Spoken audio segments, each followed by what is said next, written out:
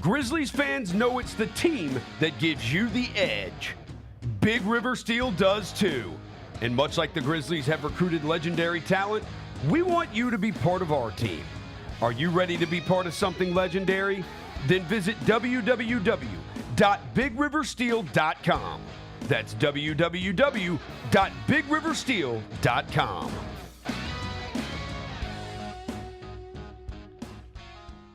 Kroger shoppers and Grizz fans, one exclusive last-minute discounted ticket deals texted straight to you during the Grizzlies 2024-2025 season. Sign up with the new Kroger Buzzer Beater deal. Fans can sign up by texting Grizz to 636-479 or visit your local Kroger store in the Delta Division and scan the QR code. By signing up, you agree to receive recurring automated promotional and personalized marketing text messages from the Memphis Grizzlies. Consent is not a condition of any purchase. Message frequency varies. Message and data rates may apply. Shinedown. Dance Kid Dance Tour.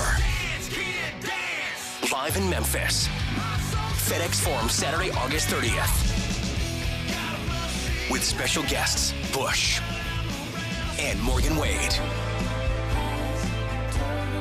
Get tickets now at livenation.com. Shinedown, live in concert. For more, visit shinedown.com. Thanks for showing up, Memphis. Nothing beats catching your Grizzlies IRL, and nobody knows that better than you. So next time you want to hit up a game, Ticketmaster's got your back with tickets to every upcoming matchup. Whether you're catching the Grizzlies at home or on the road, you'll find tickets at Ticketmaster, the official ticket marketplace of the Memphis Grizzlies and the NBA. Keep putting that jersey collection to use and get Grizzlies tickets today. There's no better brag than saying you saw it live. See you courtside again soon, Memphis.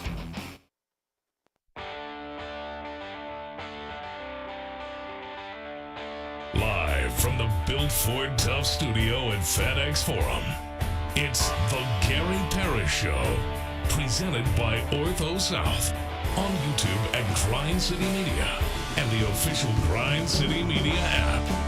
Now, here's your host, Gary Parrish.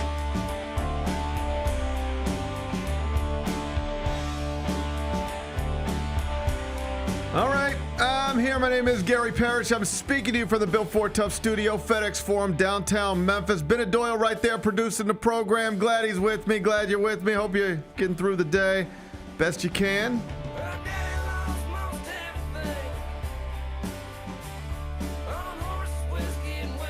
And I hope you're ready to reconvene this 2024-25 NBA season. Been a minute since the Grizzlies play. But they're back in action tonight in Salt Lake City. The lowly Jazz are the opponent. The Grizz are double-digit favorites. If we don't break this three-game losing streak tonight, we got big problems. We'll discuss it momentarily. First, though, quickly, let me set today's schedule for you. When I finish this open, we're going to take a break, come back, do 5 more things you need to know, at which point we're going to discuss 5 previously undiscussed stories. Among them, former Memphis coach Josh Pastner has a new job. He's the head coach at UNLV. Congrats to Josh. I'll tell you more about it. We'll do that in about 20 minutes. Former Memphis commit Amar Knox, Bartlett High graduate who just led Alabama State to a win in the 2025 NCAA tournament. He has entered the transfer portal. I'll tell you why I'm happy for him. We'll do that a little later on in the show. Memphis Showboats coach Ken Wisenhunt is taking a personal leave of absence from the team. That's your UFL headline of the day. Okay. How many of you listening right now even knew he was the coach of the Showboats? I did.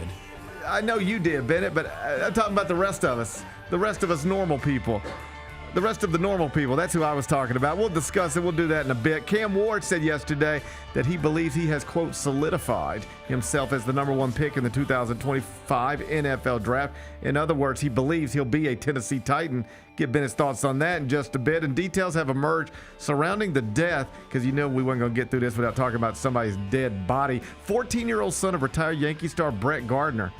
You know this story? I mean, I'm familiar, yeah. 14 years old, they just went on vacation. Went on vacation and he died, yeah. It's just scary stuff, a tragedy, a real-life tragedy. I'll tell you what we know so far during a segment we call 5 More Things You Need to Know. Then we'll eventually do GP's carry-out, and we'll call it a day. So that's the rundown. We got a lot to get to.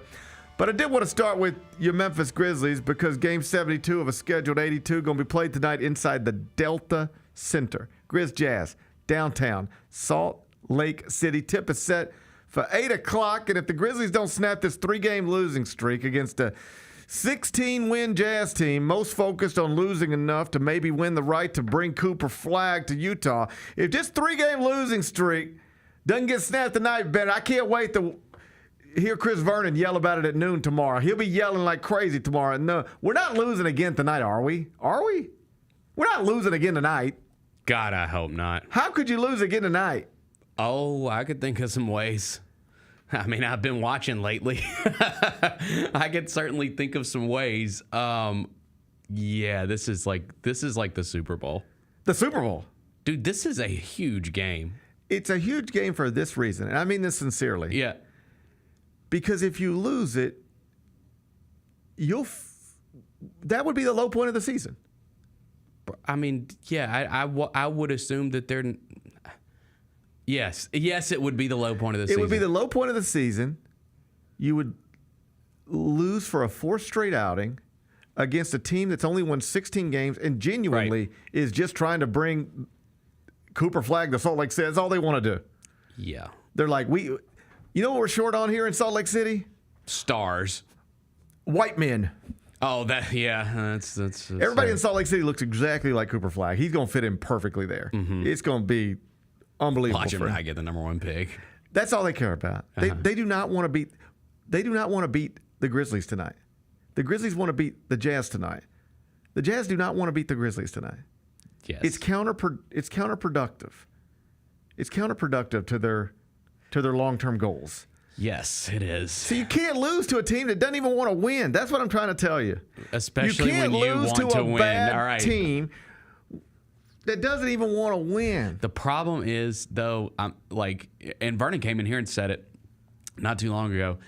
They're going to come out and give you 3 quarters. The Jazz are. Like, you're going to have to show up and play the game. You can't just assume because they want to lose that they're just going to give you the game. They're going to come out and play. Like, you have to give your best effort tonight. No, you don't have to give your best effort. Yes, you do, GP. This has been downtrodden. We need our best effort If it takes tonight. your best effort to beat a 16-win Jazz team that ain't even trying to win, then let's just quit the season. I want best effort. I would like to see your best effort, but it should not take your best effort to win this game. Okay, I need a B+ effort. You should a B effort should be good enough. If it takes your best effort to win this game tonight, forfeit the playoffs. All right? B+ effort. If your best effort is required tonight, forfeit the playoffs. I need a B+ effort. You have to win the game because if you don't win it, it will be the low point of the season. You will have lost for the 4th straight time, continue to slide closer to the play-in while your franchise point guard remains in street clothes, which, of course, is among the headlines heading into this thing. As you likely know, Ja Morant has already been ruled out for tonight's game. It's a left hamstring strain. So if you're keeping track, and I guess you should. I am keeping track, yes. Good. Ja hasn't played since March 14th. And initially it was because of a shoulder soreness. Mm-hmm. Then it became hamstring soreness. Now it's a hamstring strain. Do you have a good grasp for what's better, hamstring soreness or a hamstring strain? Oh, I think soreness is way better. As Feels someone like who, it. I deal with hamstring soreness. I know you do. I do on a regular basis. Apparently, everybody who works here deals with hamstring soreness. Dude, and I will say, man, that injury, it's because it's one of those things where it's like, okay, well, and I know it's a strain now, not soreness, but when it was soreness, you saw some sentiment of, dude, we're losing our playoff seeding. Everybody's sore. Get out there and play. The problem with a hamstring is you go out and play on it when it's sore, then you make it way worse. That's not one of those. It's one of those injuries where it's like, yeah, I feel good. I feel okay. I still feel it a little bit, but I feel like I could push it. Then you push it and you injure it. This is the rare hamstring injury. I know about hamstring injuries. I know, Kyrie, put that camera on me. I know about hamstring injuries, okay? I'm telling the truth here. It's a sensitive injury. That's the Grind City Media hamstring expert, Bennett Doyle, right there. I'm dealing with it right now. It's sore. Mine, I have to rub on it a little bit. I'm telling you, it hurts. Well, let's. Well, I get it though. I'm being serious. I really do get it. That's one of those stupid injuries that you think you're good and then you're not. This is the rare hamstring injury that gets worse while you're not playing. I don't think it's out of a realm of possibility. Well, it's clearly not, because it's something that happened. It's clearly not out of the realm of possibilities, because it literally is something that happened. Yeah. He has apparently gotten downgraded on the status report while not playing. It's tough. That's tough. It's a tough scene. Later tonight in Salt Lake City, Ja will miss his 29th game of the season with an injury that didn't exist, according to the status report, before the last time he actually played in a game. When you put it like that, yeah, he will miss his 29th game of the season tonight with an injury that did not exist before the last time he played a game and after the last time he played a game. It's just sort of something that happened in between missed games. Yeah. Well, I mean, keep in mind, he was out for the season with a shoulder, and that happened in practice, so... These practices are something else. I guess, yeah. These practices are something else. 4 out of every 10 games. That's what he misses. That's the rate this season. Last season, he missed roughly 9 out of every 10 games. So, put another way, in the past 2 seasons, the Grizzlies have played 153 games, and Ja Morant has appeared in 52 of them. He plays in about 1 out of every 3 games. That's not a criticism, to be clear. It's just a fact. Right. It's just a fact. Right. He plays over the past 2 years about 1 out of every 3 games for a variety of reasons. And it's the biggest reason why the team isn't where it wants to be as the playoffs approach. Fans are frustrated. Like whenever I got 5 minutes to burn, I'll go over there to Grizzlies PR and I'll just click on the status report and I'll just look at the replies. Oh, don't do that. Oh, man. You don't want to do that. That's tough. That's a not a good idea. You know, I do it too. I do it too. It doesn't hurt me, but you know who wouldn't want to do that? Huh. Ja. He should not do that. No, he should not. Look at those comments. No. He should mute at Grizzlies PR. Maybe not forever, but certainly for the time being, because it gets rough. Fans are frustrated. I understand it. I get it. I get it too. I mean, look at where we were not that long ago, and look at where we are right now. Again, we're still 5th in the West, but that's because other teams are losing. That's not because you're winning. I don't mean just frustrated with the play. I mean frustrated with shoulder soreness, hamstring soreness, hamstring strained, another missed game. People are frustrated with it. I as I've said multiple times over the past few weeks, I don't know who you want me to be mad at. I don't know who you want to blame. Right. I don't know who I'm supposed to yell at. I don't know what to do other than say, if you're a fan who is frustrated, I get it. Yeah. I don't know who to yell at. I don't know that anybody specifically is to blame. I don't know that anything is to blame. But it does suck. It sucks. It does, man. It does. You got one of the greatest basketball talents in the world, but he barely plays. Like, I just thought that, no matter what, even if you hit a bump in the road, like with the way the first half of this season went, like even if you hit a bump in the road, and again, they're still 5th in the West right now, so there's that. But it did feel like it happened so fast. Like, just the drop off. Like, you went from 2, then you're falling down. Yeah, but I don't even think that's it, because whether you finish 2nd or 5th in the West, if Ja Morant's sitting in street clothes, it doesn't matter. Right, that's right. It doesn't matter. You're going to go as far as he's going to take you. Right. The problem right now is not that the Grizzlies have slipped from 2nd to 5th. The problem is that the franchise point guard barely plays. That's the problem. Right. I mean, there's more problems. I can give you a whole list, but it starts right there. Yeah. Barely plays. And it's like, at least when Joel Embiid doesn't play, we know exactly why. It's the same thing every time. Mm-hmm. Kawhi Leonard, at least when he doesn't play, we know why. With Ja, it could literally be this or this. You don't, from one week to the next. Anything. It could be anything. Yeah. The injury that is holding him out of tonight's game was not an injury when he first started missing games in this stretch. Yeah. Think about that for a second. Right. He was playing 6 games in a row. Then it's shoulder soreness. He's out. What? And then it just turns into a hamstring thing. Mm. And then it turns into a different hamstring thing. Meantime, Marvin Bagley's in concussion protocol. Yeah, that one was kind of weird. I don't remember that. What are they doing in between games? I don't know. What do they do in between games? Who do we need to talk to about what they do in between games? We see Ja Morant one game. I was looking forward to seeing Marvin Bagley. Like, this Brandon Clark injury happened, and I'm like, okay, well, let's see what Marvin Bagley's got because he's here and now he's out tonight. Yeah, that's tough. He plays against the Clippers a minute. Nothing seemed to happen. I didn't notice anything in that game, no. Plays 1 minute in L.A. on Friday. Now he's in concussion protocol. What are they doing in between games? Oh, it's a big game tonight, GP. I will tell you, the last time I was in L.A., where's this going? we're staying in West Hollywood. Uh-huh.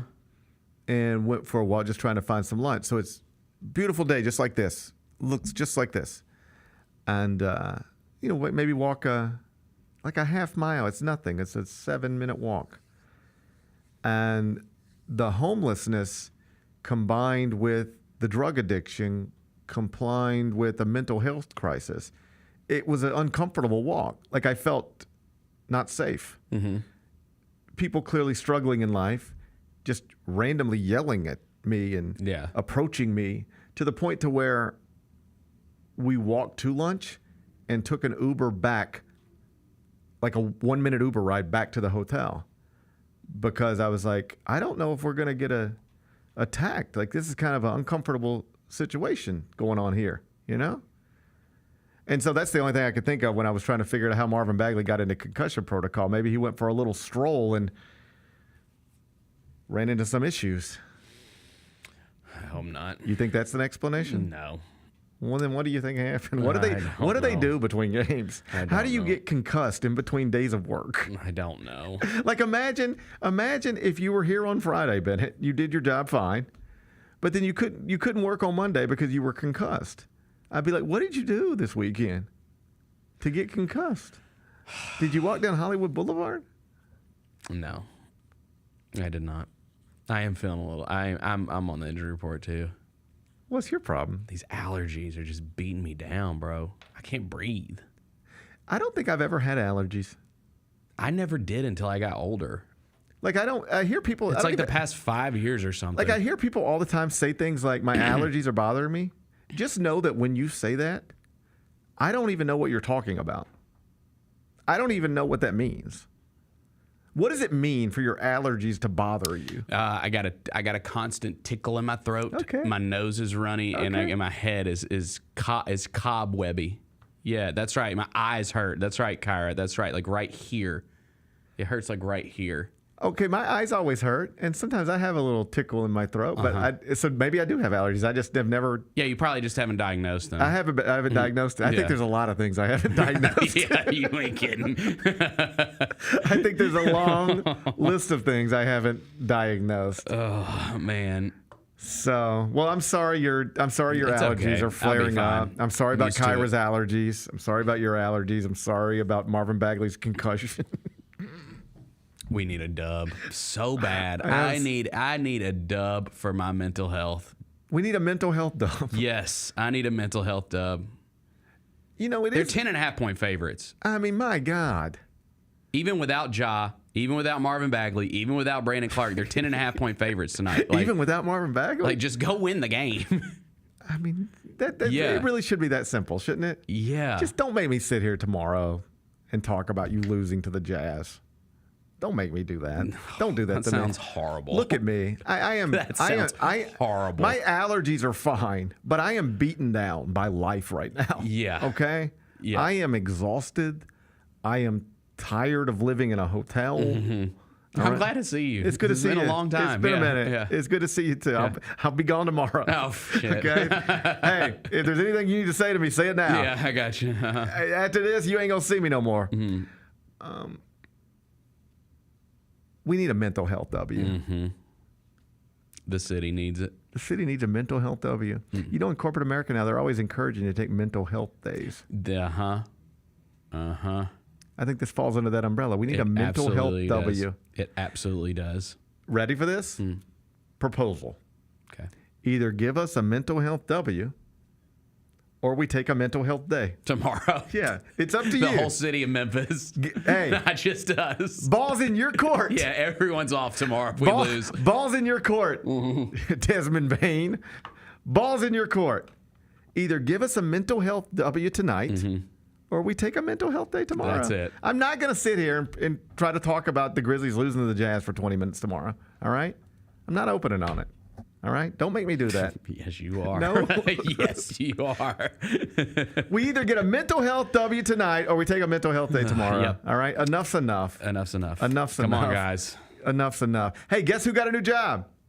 Our old friend Josh Pastner. Our old friend Josh Pastner. saw that. It brought a smile to my face. It brought a smile to my face. He's now the head coach of the UNLV Running Rebels. He's the next Tark the Shark. Josh Pastner is the next Tark the Shark. Let's celebrate it. We'll do that next. Gary Parrish Show presented by Ortho South.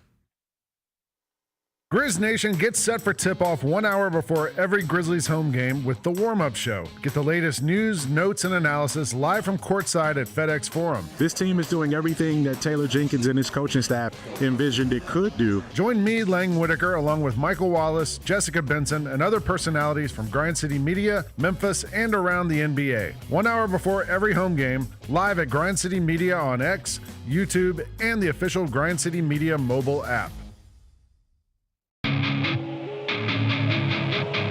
Our fans have a huge impact on our ability to play to the level that we're striving for. Drop off, Morant. Oh! Well, you wanted home crowd involvement. I love those moments where you see our guys engaging in the fans, and the fans just get pumped up. They are standing at FedEx Forum. I would hate to be on the other side with the opposition when FedEx Forum's rolling. That's such an unbelievable relationship that our group has with our fans.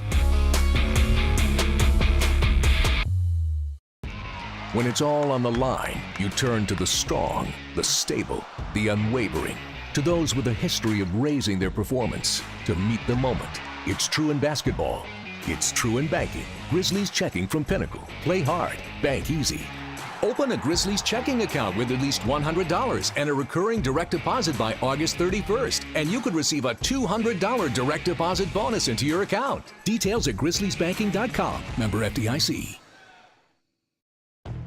Double your chances to win all month long in March with two big promotions. On Fridays, embrace the madness and win a share of $150,000 in cash and free play. On Saturdays, starting March 8th, go for the gold and win your share of up to $10,000 in cash and free play in the 80K Fool's Gold giveaway. Enjoy live entertainment all month long and play for your chance to win big in March only at Southland Casino Hotel. Must be 21 or up. Play responsibly. For help quitting, call 800-522-4700.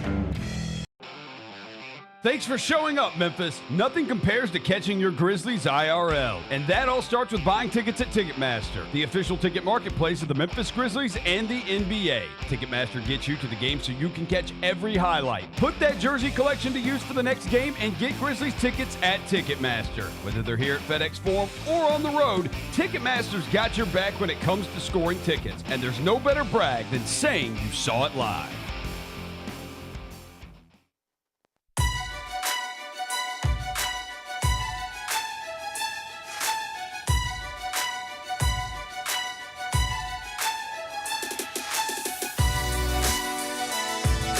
Orthopedic injuries can be unpredictable, unforeseen, and unscheduled, and Ortho South understands this better than anyone. Since your injuries don't make appointments, you don't need to either. That's because Ortho South welcomes walk-ins during the weekdays and the evenings, and even on Saturdays. So next time an unforeseen injury makes an unscheduled appearance in your life, visit orthosouth.org to find your nearest urgent care location. Just walk in, and Ortho South will take care of everything, especially you. Learn more at orthosouth.org. That's orthosouth at orthosouth.org. Now I got 5 more things you need to know. Number 1. Congratulations to former Memphis coach Josh Pastner. He is now the head coach of the UNLV Running Rebels. He will be coaching one of the real iconic brands in the history of college basketball. Yeah, that's true. I mean, like, it's fallen on hard times. There's no doubt about that. It has fallen on hard times, but he will still be coaching one of the best brands in the sport and living in one of the great cities in America. I'm happy for him. Are you happy for Josh Pastner? I am happy for him because, he's one of those guys, you see him a lot because he's all over the place. Like, he's been all over the place doing TV and what. Yeah. And so I've seen him a ton this season and see him doing, just talking about games and whatnot. And we talked about this yesterday. Like, I look back on that time when he was the coach here and think about it way differently than I did while it was happening. Because, again, you're coming off the high of the John Calipari era, the best era, that the program's ever seen. And you want to keep that momentum going. It obviously falls off when Josh is the head coach here, but he had successful years. Like, he went to the NCAA tournament multiple times. He won a game.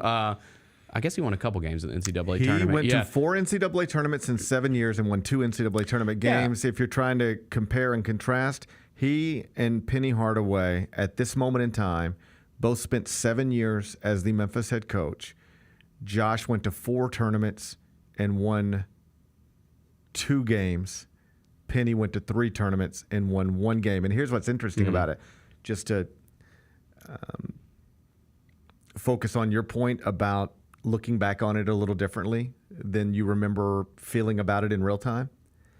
After 7 years at Memphis, Josh Pastner had 4 NCAA tournament appearances and 2 NCAA tournament wins, and the university literally paid him like $1 million to take the Georgia Tech job. Yeah.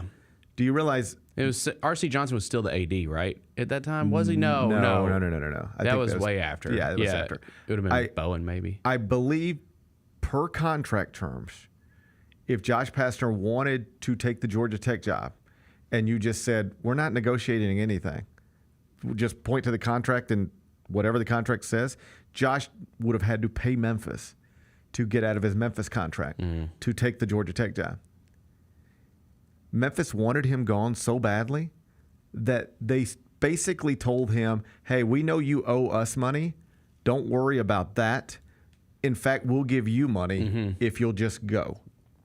All right? Yep. After 7 years, Memphis paid Josh Pastner to no longer be the Memphis coach. And he was more successful through 7 years than Penny Hardaway is through 7 years. Now, I want to be fair. Josh's success was early, and then it was falling off. Penny's just had the best season he's ever had. So this is not apples to apples. And if you think I'm setting this up to try to tell you, and Memphis might need to, I'm not. Penny Hardaway should be the Memphis head coach next season, 8th year, no question. This is silly. If you hear anybody having that conversation right now, just know it's a silly conversation. But that said, this is true. Josh Pastner had the Memphis job for 7 years, accomplished more, big picture, than Penny Hardaway, and was told, you're not good enough, get out of here. That's true. I think, too, one of the things that doesn't get discussed as much about that is that, and now when you look back on it, that doesn't even really matter in college basketball anymore, but then he was kind of seen as the guy that ran the local kids out of town, right? Like Joe Jackson almost transferred. Austin Nichols did transfer. That was like the end right there, that Austin Nichols that certainly transfer. Felt like a turning point. And now, I mean, yeah, I know that Penny got Tyler and Alex Lomax early on, and that was like a big celebration because we're back to getting the local Memphis guys. Now that's not really that much of a thing anymore. I mean, it is, and I know we're going to talk about that a little bit more, but it's not as big as it used to be with this program. And I think Josh was kind of seen as the guy that maybe ran the local guys off. And that's why the fan base was so angry with how it was going. Well, high school basketball, I think, was bigger here. It was way bigger. Here. Your best players went to White Station and East and, Melrose. Yep. Now they go to prep school. Yeah, now they're just... Yeah. Like, who are even the best high school players in the city right now? I'm not sure. Like, it just doesn't matter the way it used to matter. Right. It just doesn't. It doesn't mean that there aren't still great Memphis products. I mean, just look around the NCAA tournament. Cam Jones, Matthew Morrell, they're all over it. Amar Knox. But it doesn't feel like, I don't get the sense that Memphians, maybe even Memphis basketball fans, are sitting around waiting for the next Memphis product to be a Tiger. Got to come save the program, right? Yeah, I haven't heard that conversation in a long time. Forever, right? It used to be a pretty serious conversation. Joe Jackson, come save the program. Adonis Thomas. Yep. I mean, the local Sean Williams. The local guys mattered immensely. I don't get perhaps I'm detached from it a little bit, but I don't get that sense that matters in any real way. I had known Josh wanted to get back into coaching. I've talked to him a few times this season. Often we're sort of living the same life.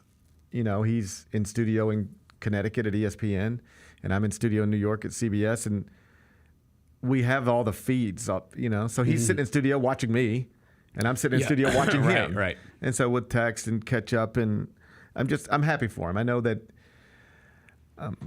he didn't like the way it ended at Georgia Tech, and these coaches, I work with a lot of them, former coaches, and they enjoyed sitting in studio and doing color commentary and being an analyst. Like they enjoy it, and they're grateful that they have an opportunity to do it. But at their core, man, most of them are coaches. They want to coach. Not all. Like Jay Wright, he doesn't want to coach. He clearly could if he wanted to. Jay likes sitting in studio and likes the life that not coaching allows him to have. But some of these guys, man, every time they're in a studio, they're thinking about what it'd be like if they were actually on the sideline. They really want it. And now Josh gets that opportunity. Obviously, UNLV is not what it once was, but I was there when Lon Kruger was there. I did a game on CBS Sports Network. I was on the sideline for it. UNLV is one of those programs that feels like this. When it's down, nobody cares. Doesn't matter. But if you ever can get it back to where it once was, just like relevant, just ranked 21st in the country, it matters. You know what it's like? St. John's. Nobody cared about St. John's for the most part for 30 years. Right. Now look. I'm telling you, I live 20 blocks from Madison Square Garden. Every time St. John's. I love how you say you live. Yeah, basically. Like St. John's, every time they played in the Garden, it was like Midtown Manhattan. It was popping. Like it mattered. Yeah. Got it back just like that. You could do that at UNLV too. Obviously, NIL, you got to figure that out. But this is why I think Josh would be good in that job. You know what Josh is best at? Making people feel like they matter. That's his real gift. Yeah. He has a real gift to that. He makes you feel like you matter. If Josh was talking to you, he'd make you feel like you're the most important person in the world. Yeah. And then if he was talking to Kyra, he'd make her feel like she's the most important person in the world. He's a real talent at that. And it's genuine. It's like, that's his heart. No, yeah. That's his heart. Good dude, yeah. So when you're talking about NIL, if you're at Alabama, you don't have to have those skills to be set up to flourish in NIL necessarily, because it's the University of Alabama. The money's all over the place. TV money, just the money's everywhere. Ohio State, you don't have to be that kind of people person necessarily. It's great if you are, but the money's just there no matter what. Whoever's the coach at Ohio State, whatever his personality is, the money's there. Yeah. At UNLV, their money's not there. It's not in the program. It's not in the conference. It's not in the school. But the money is there. Yeah. The money's in Las Vegas. The city, yeah. Oh, man. That's one of the great American cities in terms of the hotels, restaurants, just everything. It's an amazing place. It was built on casinos, but it's just an amazing city now. So if Josh can go out there and tap into, this is what Rick Pitino did. St. John's doesn't inherently have crazy NIL resources. You know what they have? A billionaire who really loves Rick Pitino. So can Josh find that? There are billionaires and plenty of people out there. There's money out in Las Vegas. People love to be in Las Vegas. Can he tap into some of that money and then build rosters and really flourish at that level of the sport? I think he can. I think he can. He's got the personality to do it. So I'm happy for him. I think he'll do good there. And he'll be here next year. And he'll be coaching back in FedEx Forum. Yeah. And he will get get home and home that they did. And he will get a nice ovation, don't you think? I think he'll get a good ovation. Yes. Yes. I think a lot of people are like me that maybe during that era didn't appreciate it very much because you're coming off Cal. You want it to stay at the Calipari level. Inevitably, it doesn't because historically the program's never been that level because that was the greatest time it's ever seen. That's right. I think you look back on it and say, man, Josh did pretty good here for a while. That's a perfectly reasonable way to put it. He did pretty good for a while. Yep. He did better than most fans gave him credit for doing in real time. I was somebody who said this in real time. I was like, because people would be like, because he went to the NCAA tournament, I think 4 straight years at one point. Missed it in year 1, then went 4 straight years. Yeah. Then in year 1, the roster was gutted, right? Yeah. Like you got lucky you got Ellie Williams to come help you. Yeah. Yeah. So missed it in year 1, made it 4 straight years, then missed it year 6, year 7, then they pushed him out the door. But even while he was doing those 4 straight years, people weren't happy. That's the thing. I totally understood people getting frustrated year 6, year 7. The thing about the Josh Pastner era at Memphis, people were frustrated in year 2, year 3, year 4, year 5. You went to the NCAA tournament 4 straight years, and people were not happy with that. Right.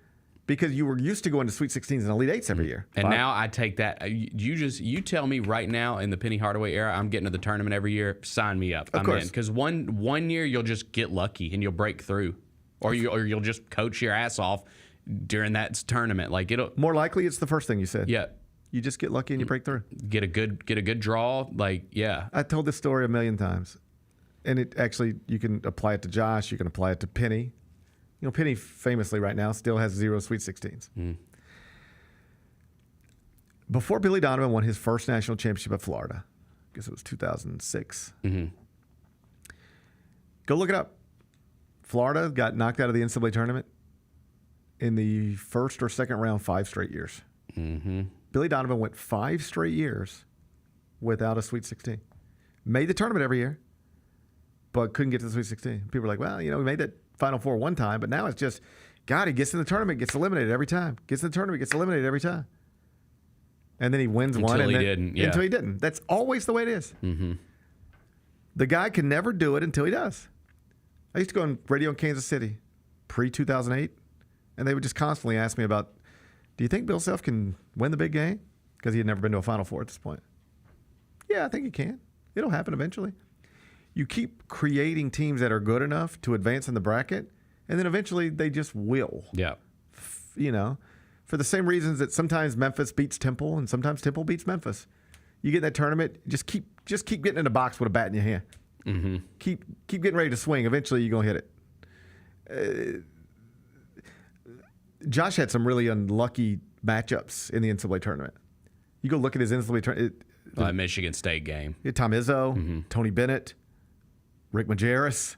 I mean, like all-time great. Yeah, I forgot that St. Louis loss. That I know. Mean, he ran into, I think, Sean Miller. He ran into all-time great coaches a lot. But I believe if you tell me, Josh, you're going to put a Josh Pastner coach team in the tournament every year, I'll tell you eventually they're just going to bounce through. They'll just end up in the Elite 8. It just happens. That's the nature of the bracket. So just to circle back to the Memphis thing, I think what happened was Memphis fans are so used to going to Sweet 16s and Elite 8s at that time that just going to the tournament feels like nothing. Right. But as you find out, it's not nothing. It's not nothing. No, it matters. It's not a birthright. Right. You don't automatically just get to go. We've learned that. Yep. We've learned that in the subsequent years. And keep in mind, Josh never left Memphis as much as Memphis told Josh to leave. That changes the dynamic of the relationship. So when he is back here coaching the Running Rebels against the Tigers, I don't think we have a date on that yet. But when he's back here, presumably in November or December, coaching the Running Rebels against the Tigers, I would assume inside FedEx Forum, he'll get a nice ovation, and I would say that he deserves it. Number 2. Amar Knox, Alabama State star. Speaking of local kids, is one of the billion players now in the transfer portal. Literally a billion. It's a billion. Yeah. Transfer portal open Monday. There are a billion players in it. Yes. And I was just flying home last night, and after getting caught up on White Lotus and Righteous Gemstones, White Lotus is getting out of hand. Are you caught up? Yeah, I'm caught up, yes. Wild. It's wild. That one storyline is pretty wild. It's a wild situation. Yeah, it's a wild situation. I'm anxious to see how it plays out. I don't know if I'm anxious to see how it plays out. Maybe I'm not, actually. I don't know, man. It's a great show, though. Great show. Wild situation. And I'm just sort of messing around on Twitter and reading stuff, and everybody's like, and now there's 800 players in the transfer portal. This is ridiculous. And now there's 1,100 players in the transfer portal. This is stupid. And I'm just like, what is ridiculous about it? Let's have this conversation. Okay. I don't know how you feel about the transfer portal, but for the sake of the conversation, I want you to pretend that you think it's ridiculous. Yeah, okay. I can do that. That the transfer portal is open right now and filling up by the hundreds. expand on that thought. Why is it ridiculous? Well, GP, I think it's ridiculous that guys can just go. They can just see. This is like the old man coming out in me, though. That's right. Everything you say is going to be. I know. I'm trying to come up with and this is my point. I mean, the argument is finish what you started. That's the argument. If the money's there, finish what you started. Here's my point. I see people who look like me and were born probably in the same decade as me, watching all of these young people jump into the transfer portal like Amar Knox and saying, it's ridiculous. This school gave you a chance. Now you're just leaving them? Oh, my God, you just won a game in the NCAA tournament and you're getting all the shots and scoring all the points, and that's not good enough for you? Now you feel like you got to find something new? Grass is always greener? Just saying stuff like that, right? Except what I think people either refuse to realize or just can't grasp is that you got to stop thinking about this like it's a normal college experience. It is not. It is no longer a college experience. I even saw somebody last night make the point that with all these players transferring like this, how are they ever going to graduate college in a reasonable time? Because all your classes aren't going to transfer and credits apply and all that stuff, which is a totally reasonable point, except that's not the priority anymore. No. Do you think these young people are in college to graduate college? I mean, they'll get there eventually, but that's not the priority. You know what the priority is? Maximize your earning potential for every year of eligibility you have left. That's what this is about now. These are jobs. Yes. And these are jobs available to people who are not under contract with anybody. All right? So let's just talk about Amar Knox. We talked about him last week after he led Alabama State to a victory in the NCAA tournament. He graduated from Bartlett High, was initially committed to Memphis, decommitted, and went to Alabama State. Wisely, I think, because he's more of an Alabama State player than he is a Memphis player. So he goes to Alabama State, and he leads the team in scoring, scores the game-winning bucket in the NCAA tournament, gets a post-game interview with John Rothstein, all good stuff. Why would he not get in the transfer portal? Rather than watch him do what he did yesterday and go, this is ridiculous, why wouldn't you go, yeah, it makes sense? And it does. I don't know what Amar Knox is majoring in. I don't know what his basketball future is. No idea. I know this. Just by making it known he's available to be bought, he will make more money next year playing basketball somewhere than he's ever made in his life. And it is possible he will make more money next year than he'll ever make any other year of his life. It's sort of an inverted thing now, which I do think is a possibly problematic dynamic that coaches really need to be talking to their players about. Most of us, when we're in college, if we're making any money, it is not the most money we're ever going to make, and we don't think it's the most money we're ever going to make. Right. You're going there to make more money eventually. That's right. Yeah. I went to college and I delivered pizzas while I was in college. And I assumed that I'm just doing this now to get by, but eventually I'm going to make more money than I'm making right now delivering pizzas. Eventually I'm going to make more money in my life than I'm making as a junior in college or a senior in college. It's not necessarily true for basketball players right now. I promise you, there are basketball players in the SEC who are making more money sitting on a bench right now than they will ever make in any year the rest of their lives. They'll never have a W-2 that looks like their current W-2. So the thing that you've got to try to figure out and understand is that you don't want to develop a lifestyle that's going to fall apart on you just the second you graduate college. Typically, you graduate college and your life's supposed to get better. But for a lot of basketball players and football players, you're going to graduate college, be out of eligibility, and your income is going to go dramatically down if you're not an NFL player or an NBA player. And so you've got to figure out that part of it. But more to the point about the Amar Knox aspect of this, he is more valuable as a college player, and a lot of these guys are, than they'll ever be as professional players.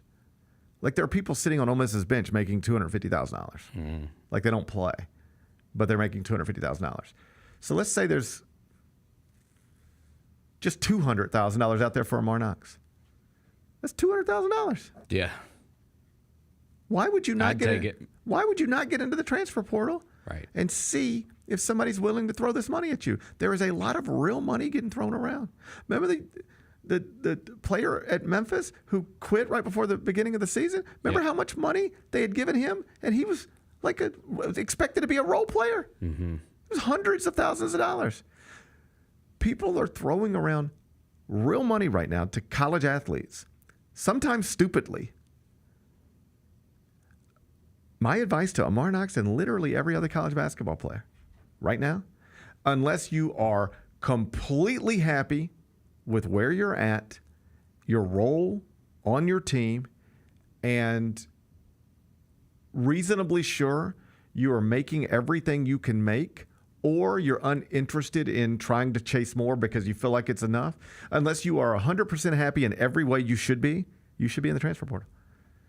And it doesn't mean, like if you're a Memphis Baraka coach, you got in the transfer portal. Yes. Okay. You ready for this? If I were PJ Haggerty, I would get into the transfer portal. And not because I want him to leave Memphis. I want him to play at Memphis next season. But if I were advising PJ Haggerty, you know what I would do? Get in the transfer portal. Just see. What's the value? How much will someone pay? Just see if Nate Oates calls and says he's got $2.5 million. Right. Just see if Rick Barnes calls and says he's got $3 million. Yeah. Rather than recommit to Memphis for whatever the number is, why not get other numbers and then say, Penny, I want to be with you. Yep.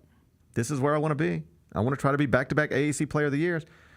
But Bruce Pearl's got $2.7 million in an NIL package on the table for me. I'll stay for 2.4, but if we can't get there, I got to go. Like, however you want to do it, it's up to you. Yeah. But why not get these offers from all over the country just to see what your worth is?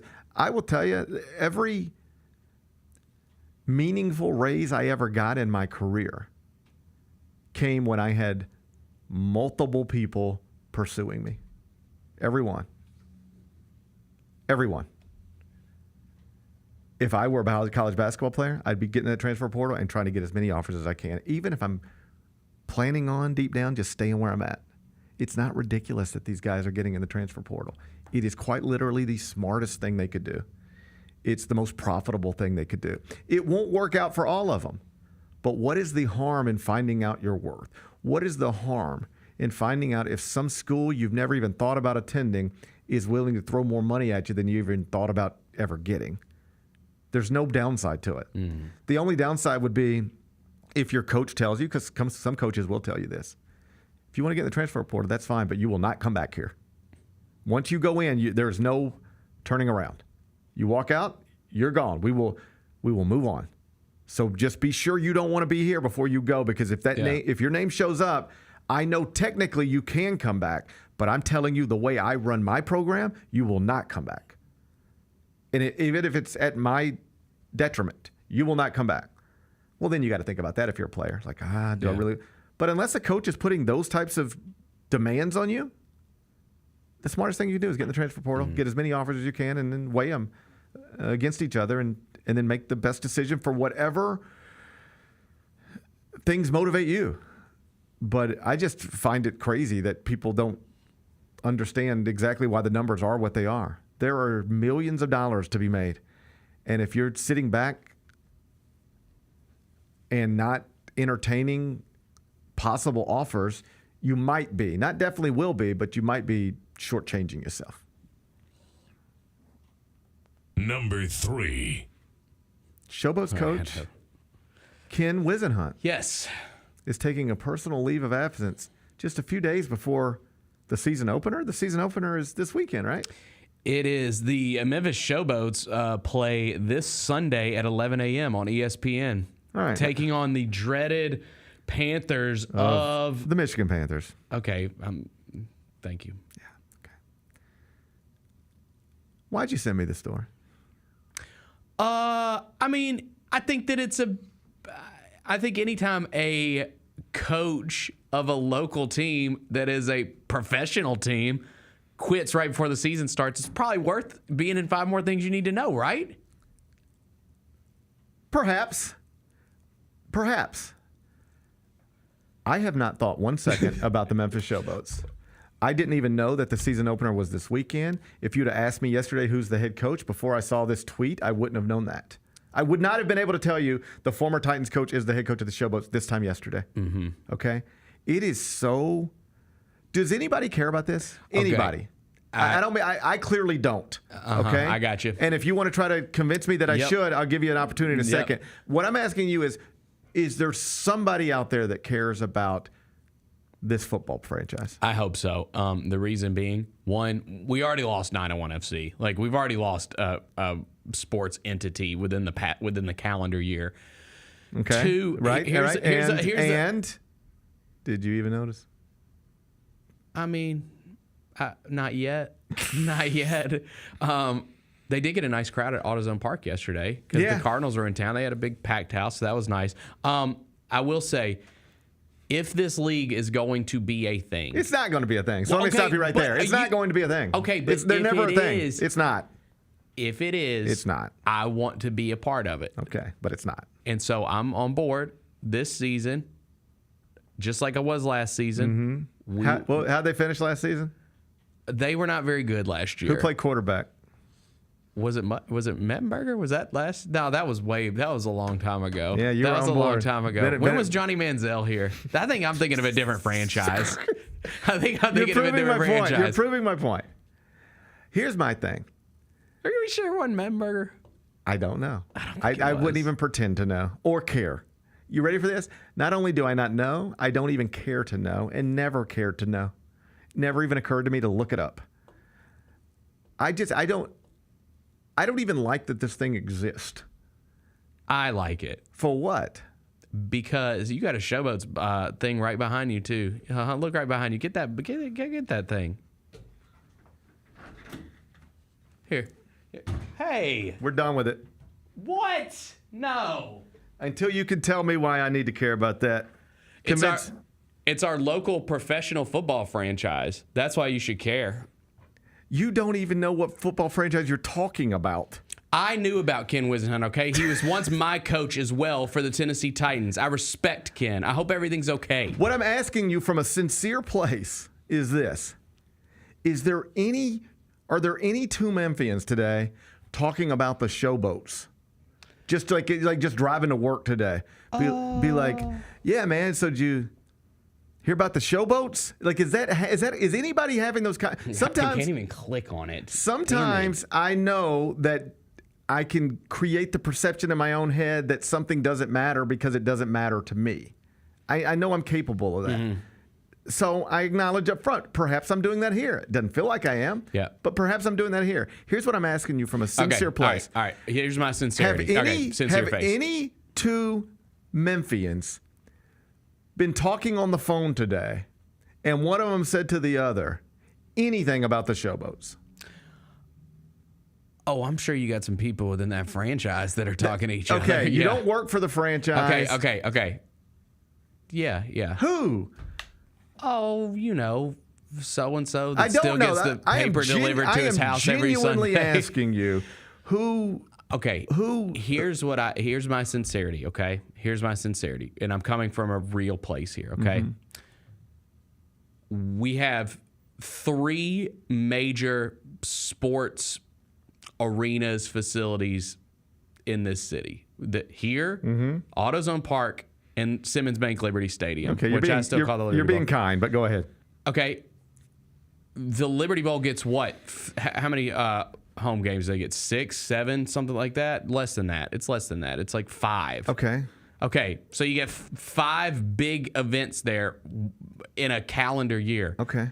I would like more. I mean, I want to see these entities thrive. Okay, that'd be great. But the Showboats are not a big event. What are you talking about? But it could be. No, it couldn't. It will never be. The Rock is behind it, okay? You ever heard of him? I'm very aware of The Rock. Okay. But if he were wrestling at Simmons Bank, that might do okay. In fact, you could just take The Rock, put him in a wrestling ring in the middle of Simmons Bank, and you would draw more people than if you try to play football. Also, it's not going to be a big thing. I mean, if you want more events at Simmons Bank, we could put high school football games there. Those will be events, but they're not big events. Nobody cares. Okay, but I would like for this to become a big event. That's what I'm saying. But how is it going to become a big event? By the country rallying behind the UFL League. Why would the country rally around that? Because it's on Fox. Or actually, I think it's on ESPN now. Is it both? You're not helping. We're on ESPN Sunday. You're not helping. It's on ESPN. Okay. It's a Memphis team on ESPN. Okay. Tell me.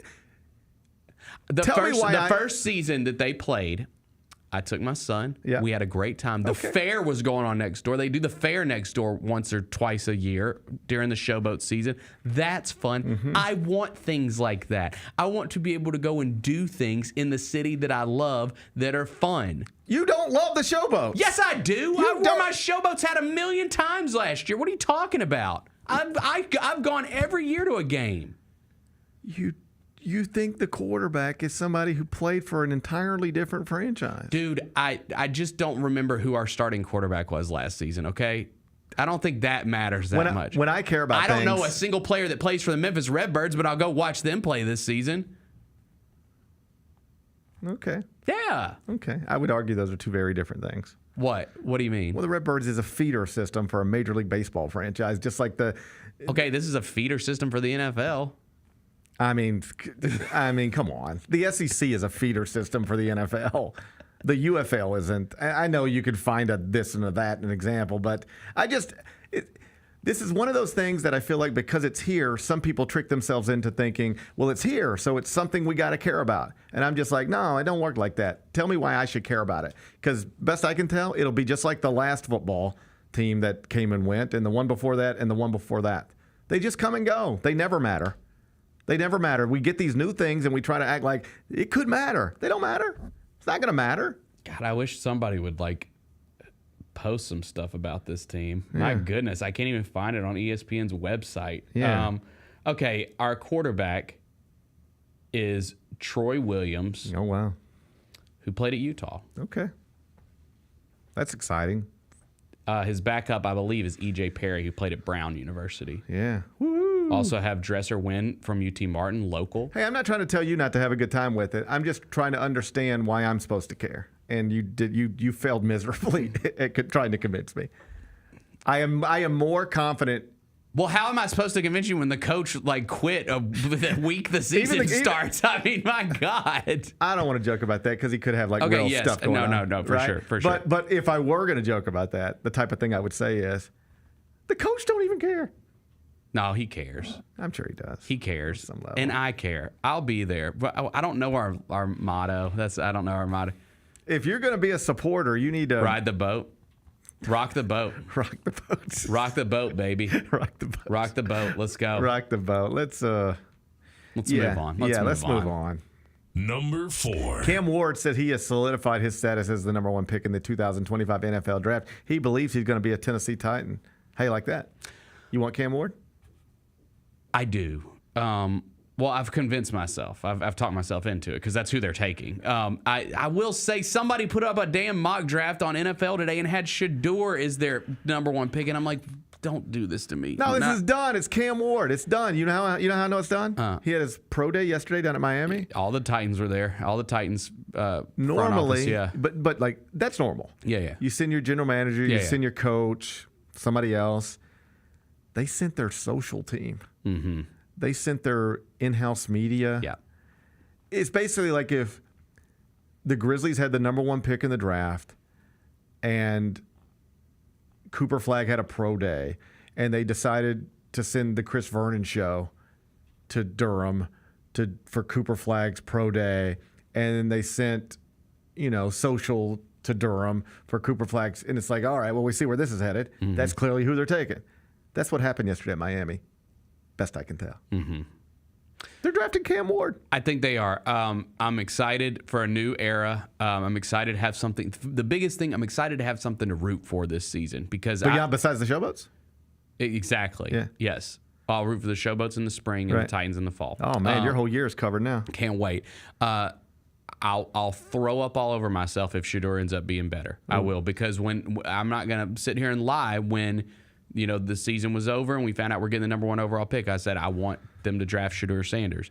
Now, granted, pretty much every NFL talking head person that studies the draft, whatever, thinks Cam Ward is the better player than Shedeur Sanders, or at least that's what they suggest with their mock drafts. So I'm cool. I'm excited. I'm ready to bring in a new era of Titans football. Let's go. Bennett's ready for a new era of Titans football and also a new era of Showboats football. Did you see his highlights? I know they're just like practicing and whatnot. Yeah,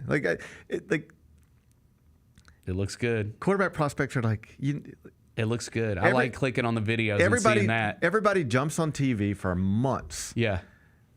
And has very strong opinions about all these quarterback prospects every single year. And you just don't know. Mm-hmm. The one they tell you is going to be the next great thing can't play. Right. The one they have questions about is all-pro as a rookie. Yeah. I mean, look, I'm going to get the jersey. I will have the jersey day one. Don't get it twisted. I'm not getting it twisted. Yeah. I'm not getting it twisted. No, I mean, you have to do it. Your franchise is just like downtrodden right now, and people are losing interest. I think their attendance was pretty bad last year. You got to give the fan base a shot in the arm. You have to take the best quarterback prospect in this draft. You have to. Apparently, the Titans franchise has determined they believe that it's Cam Ward. And so, barring a surprise, let's go, Cam. He's going to be your first pick in the NFL draft. Rock the boat, Cam. Tighten up. Tighten up, or Cam. rock the boat. If he doesn't do well with the Titans, he can always come try to revive himself. Yeah, he can revive himself with a show, just like Ken Wisenhunt.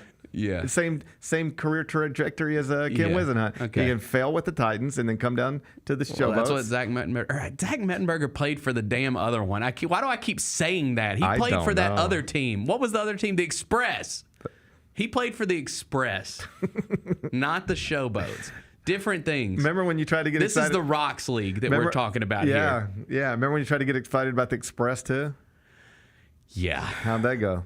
Not great. Not as good as it's been going with the Showboats. You just find yourself getting excited for these little things that just come and go and never matter. But you get excited about them. Oh, it matters. To who? Me and the Mettenbergers. Me and the Memphians that want to see good things happen in this city.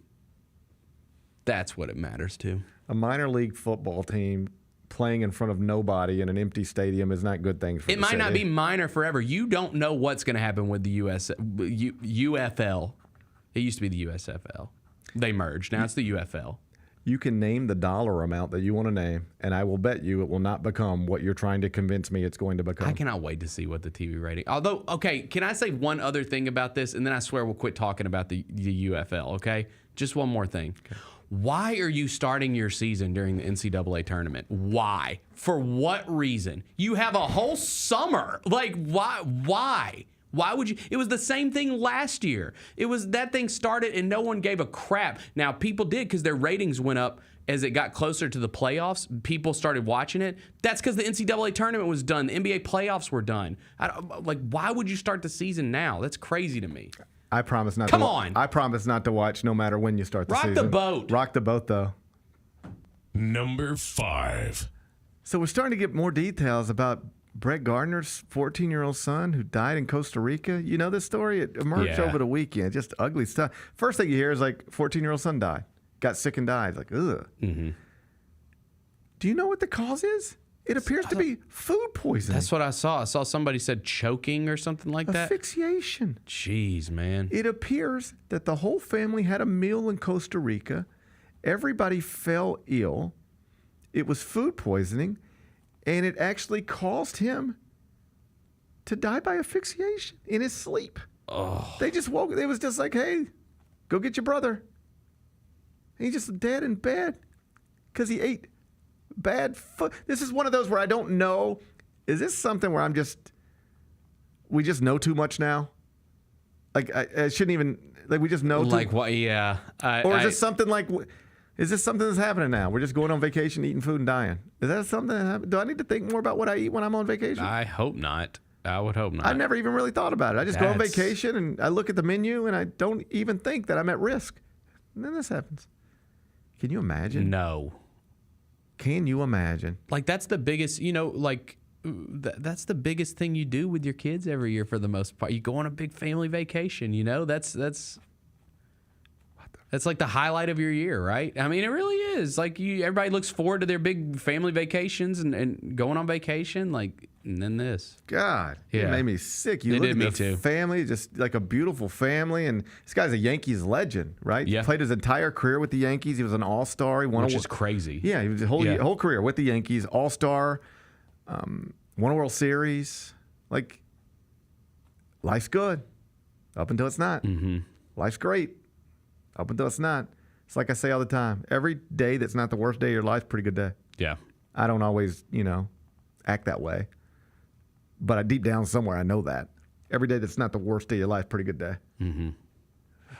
That's tough, dude. That's tough.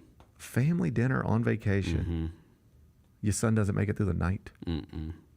Ugh. Yeah, I hate that story. What an awful story. Awful story. You know what happens? I plan these things at night. And I'm like, I'm doing a different. By the time I wake up in the morning, I'm in a different mood. Like last night, I'm like, now you're like, why did I make that number 5 on 5 more Yes. things you need to know? It's because I made We're it. joking about the showboats, and then I made this story the 5. Because I read this story like 2 o'clock in the morning, and I'm like, well, this is interesting and sad, and maybe we can talk about this. And then I'm like, what am I even talking about this for? Mm-hmm. I'm not in the same headspace at night that I am in the morning. Right. I'm gonna work on that. Okay. All right. We'll be back with GP's Carryout. We touched on this earlier, the panel here, about what really has been the mainstay of the Grizzlies, and that's Jaren Jackson Jr. Trip has just been awesome. He's posting guys up. He's stronger than he's ever been. He's physical, and he's scoring all type of ways. Hey, Grizzlies fans, be sure to tune in to Grizzbeat, where the panel and I break down all things Grizzlies and take a look at the rest of the NBA as well. The show is live every Wednesday, 2 p.m. on YouTube at Grind City Media and the official Grind City Media app. Let's face it, there's a lot of trash talk in basketball, but the great teams let their performance do the talking. Like Ford F-150 with Pro Power on board, a class-exclusive industry-first feature that turns your truck into a mobile generator and leaves the competition speechless. Ford F-150, official truck of the Grizzlies. Greatness starts here at your Mid-South Ford dealer. Class is full-size pickups under 8,500 pounds, GVWR. Grammy, Academy, and Golden Globe Award-winning superstar, Mary J. Blige, live in Memphis. The For My Fans Tour, live at FedEx Forum Saturday, April 19th, with special guests Neo and Mario. Get tickets now at livenation.com.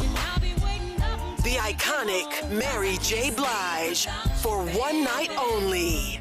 Sonic Radio. Welcome back to Sonic RNDIO. That spells radio with me, the CIO. This just in, the new Sonic $1.99 menu lets you build a crave-worthy meal for just $1.99 an item. Whether that's a creamy shake, crispy tots, or a quarter-pound double cheeseburger. This just out. Ostriches. They're mean, not very cute, and in my opinion, way too big for a bird. Don't miss the Sonic Fun 99 menu. 5 items, always $1.99. Live free, eat Sonic. Tax not included. See menu for details. Grizzlies fans, dunks, dimes, and no-looks are great on TV, but nothing compares to catching them IRL. And that starts with buying tickets at Ticketmaster, the official ticket marketplace of the Memphis Grizzlies and the NBA. Ticketmaster gets you to the game so you can catch every highlight in person. From seeing your favorite Grizzly stars up close to hearing the squeak of the sneakers on the hardwood. Put that jersey collection to use and get tickets at Ticketmaster. There's no better brag than saying you saw it live. See you courtside, Memphis.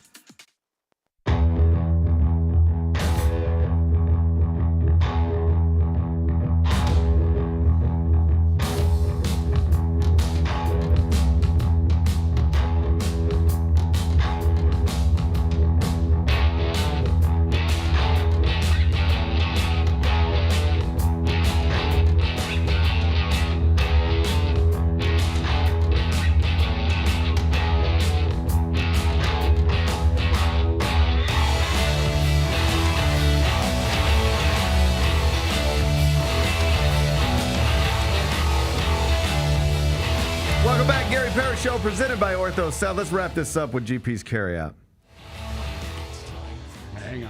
Hang on. All right. I messed that up. All right. I'm going to send you to the Showboats. It's time rocking for the boat. My bad. You.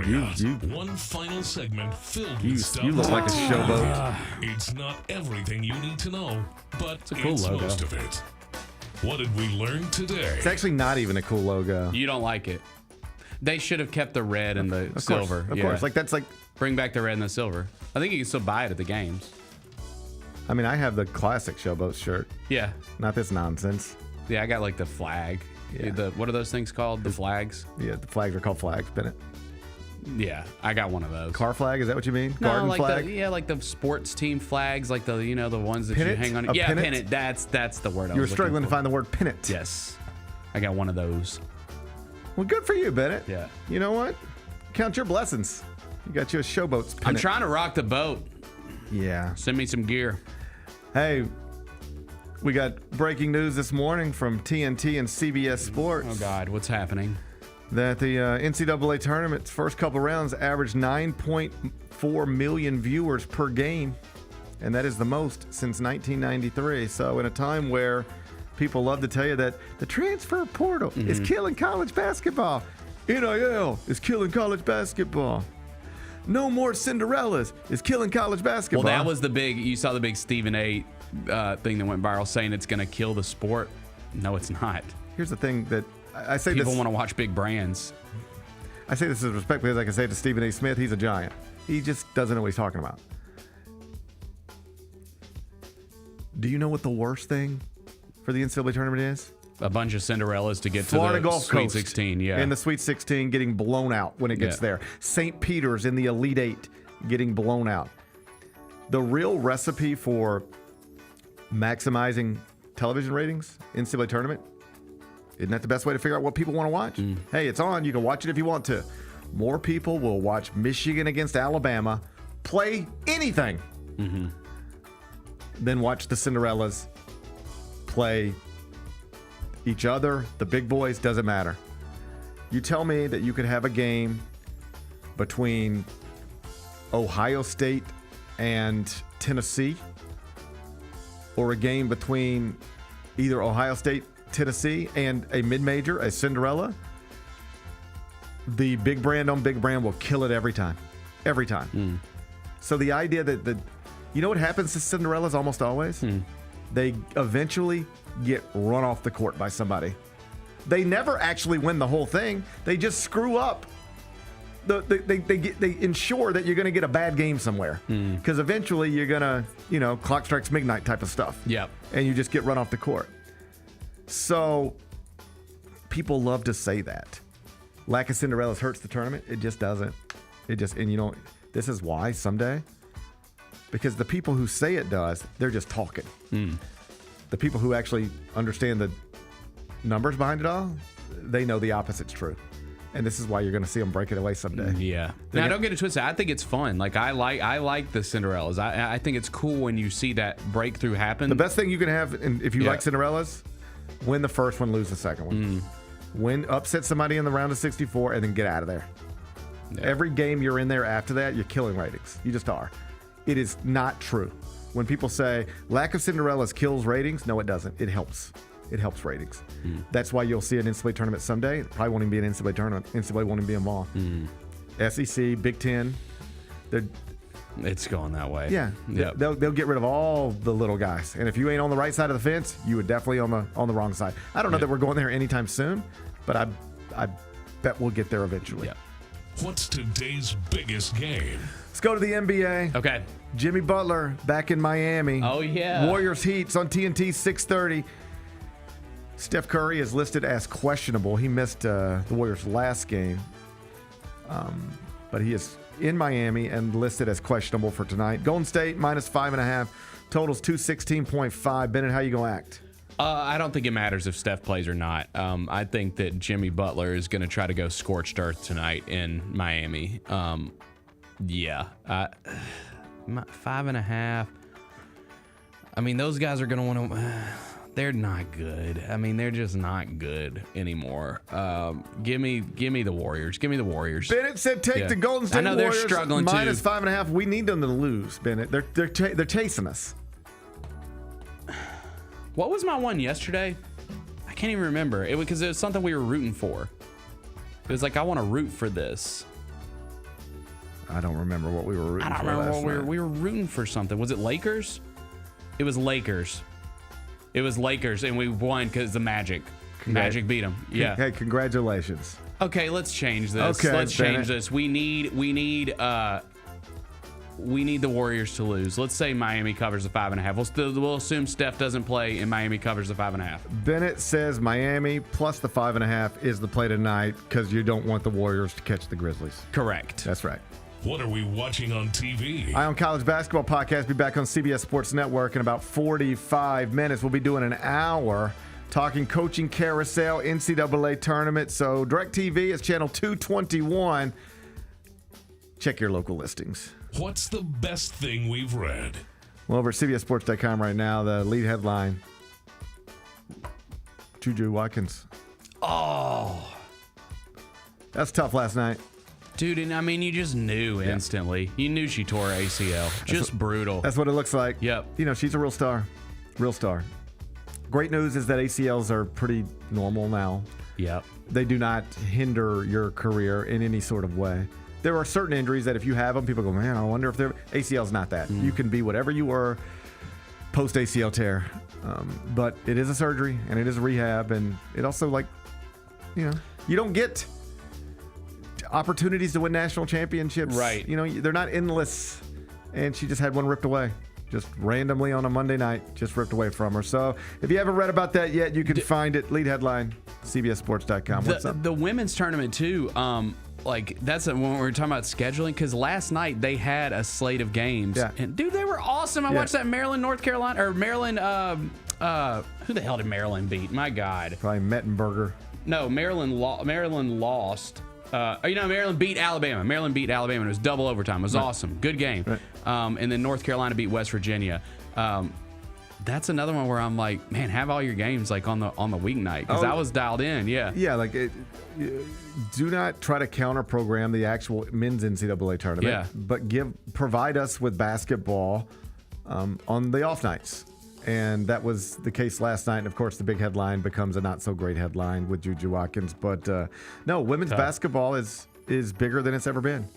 It's bigger than it's ever been. Yeah. It's not just something that's happening now. It's something people care deeply about. You know, just not to circle this back to the Showboats thing, but you're trying to tell me why I should care about the Showboats as opposed to I just naturally do because it's compelling. Women's basketball has grown to a place where it's compelling. Yeah, for sure. It's a compelling product, and people do care about it, and they do draw big crowds and get real television attention. And I wish the attention were for a better reason than an injury, but that's where we were in this when Juju Watkins' season is over. What's on tap for tomorrow? Would it be Wednesday? Talk to Chris Vernon. Hopefully we'll be talking about a win, right? God, I hope so, GP. We can't talk about a loss. I can't. Well, we're not coming in tomorrow. We've agreed the whole city gets a personal day. That's right. Yeah. You either give us a mental health victory tonight or we take a mental health day tomorrow. That's it. Up to you, Desmond Bain and Jaron Jackson Jr. Ball's in your court. The ball is in your court. Enjoy the rest of your day. I'll enjoy mine. We'll meet back here tomorrow at 10. Till then, be careful, be kind, be good. Rep your hood. Debo traded from San Francisco to the Commanders for a 5th-round pick. There's no other sport where you would get a player of his ilk for a 5th-round pick. Over under total yards for Debo. If they set it at 1,000, you think he hits that over? Total yards? Total yards from scrimmage. Total yards. Yes. Okay. Yes. The Odds Couple, live at 2 p.m. on YouTube at Grind City Media and the official Grind City Media app.